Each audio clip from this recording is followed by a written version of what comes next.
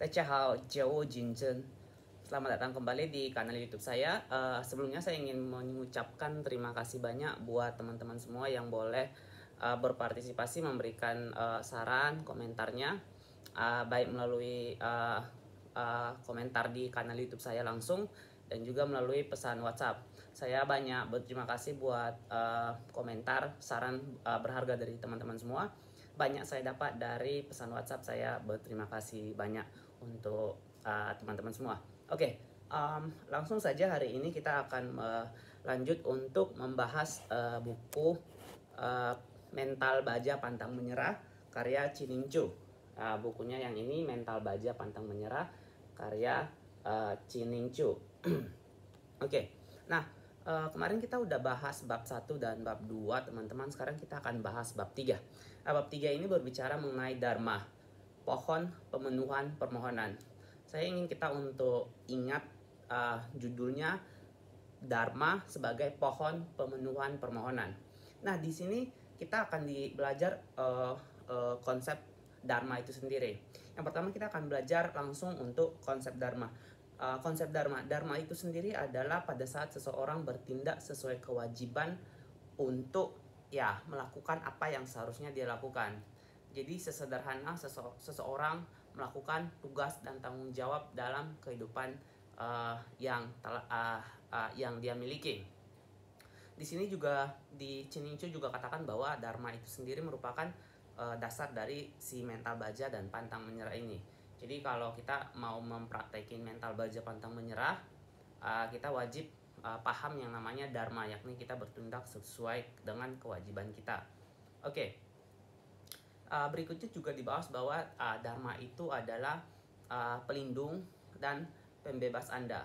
Nah, dia katakan di buku Thick Face Black Heart ini, Mental Baja Pantang Menyerah ini, kalau seseorang dengan jujur selalu melakukan kewajiban dengan tindakan menerima dan melaksanakan sebaik mungkin, saat itulah seseorang melakukan Dharma. Jadi ingat, Dharma itu dilakukan pada saat seseorang terima segala sesuatu, melakukan segala sesuatu dengan jujur, kemudian dia menerima kewajiban dia dengan tulus dan kemudian melaksanakan sebaik mungkin, sebaik apa yang bisa dia lakukan.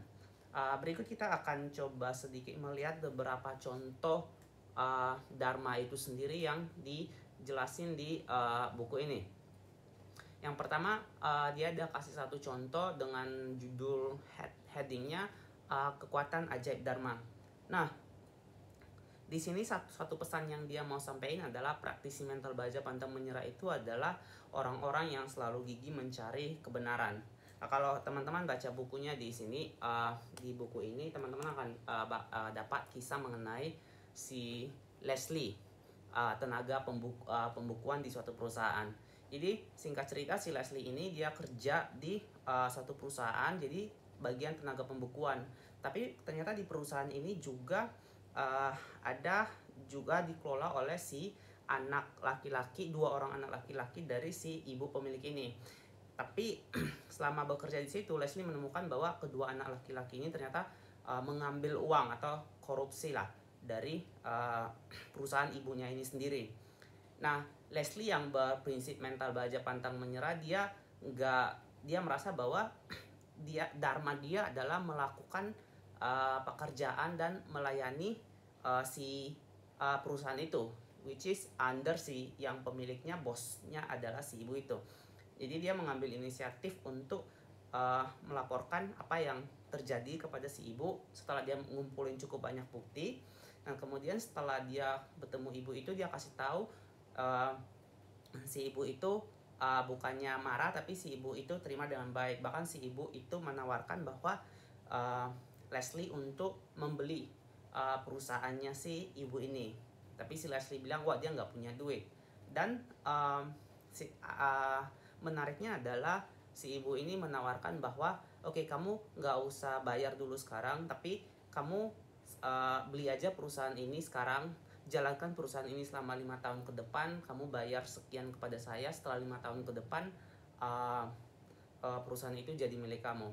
Jadi ada satu cerita, ada satu hal yang bisa kita petik adalah bahwa dari kisah si Leslie ini, dia mempraktikkan yang namanya dharma dengan mental baja pantang menyerah. Dia nggak peduli kalau misalnya dia bakal dipecat atau bakal diapain lah sama dua anak cowoknya si ibu ini, tapi dia gigih dan kokoh untuk memperjuangkan dharma dia, kebenaran, tanggung jawab yang dia yakini itu. Alhasil dia mendapat hadiah tadi, dia mendapat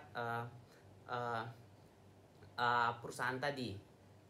Ya, kemudian si kedua anak itu pun belajar, dimana ya ibunya kemudian mengetahui hal tersebut, dan kedua anak itu pun ya benar-benar kehilangan segala sesuatu. Oke. Berikutnya kita akan lihat mengenai dharma seorang pejuang. Heading berikutnya adalah dharma seorang pejuang. Nah, ini menurut saya sesuatu yang sangat menarik ya, karena ini di sini yang mau disampaikan kurang lebih adalah baik dan benar itu terkadang sulit untuk dikatakan mana baik mana benar. Di sini dia kasih tahu bahwa dharma seorang pejuang, dharma seorang militer, seorang tentara, yakni ya untuk pergi berperang, membunuh orang, apapun yang terjadi ya, itu adalah dharma, kewajiban seorang militer. Pada saat perang pasti wajib membunuh orang, mau membunuh apa dibunuh. Nah, jadi si militer ini dia mengesampingkan belas kasihan yang semu dia. Jadi walaupun dia nggak suka, dia tetap harus suka. Dia tetap harus ngelakuin itu. Kenapa tadi aku bilang bahwa baik buruk itu ternyata sulit dilakukan? Karena kalau kita lihat di sisi lain, bahwa orang rohaniawan akan mengatakan bahwa pembunuhan itu bukanlah sesuatu yang baik. Jadi di sini saya hanya sebatas ingin menjelaskan bahwa masing-masing orang itu, entah kita melihatnya baik atau buruk, kata si Cining Cu ya, kita nganggap itu baik atau buruk, sesungguhnya dia hanya melakukan dharmanya dia, kewajiban dia dalam hidupnya dia. Nah, kemudian juga dikasih tahu bahwa sesungguhnya bahwa dalam hidup ini adalah nggak ada lain lagi yang bisa kita lakuin selain menghadapi pertempuran hidup ini. Dan satu-satunya pilihan buat kita adalah kita harus pastiin kita menang. Nah, kadang ada orang yang menggunakan kayak tipe mental baja yang kita pelajari juga sebelumnya, bahwa apapun resikonya dia bakal lakuin, jadi kayak bakal ngerugiin orang atau apapun itu. Tapi di sini kita mau penekanannya bahwa penggunaan mental baja pantang menyerah yang udah pada tingkat kesatria. Oke, dalam menjalankan dharmanya. Kemudian yang terakhir itu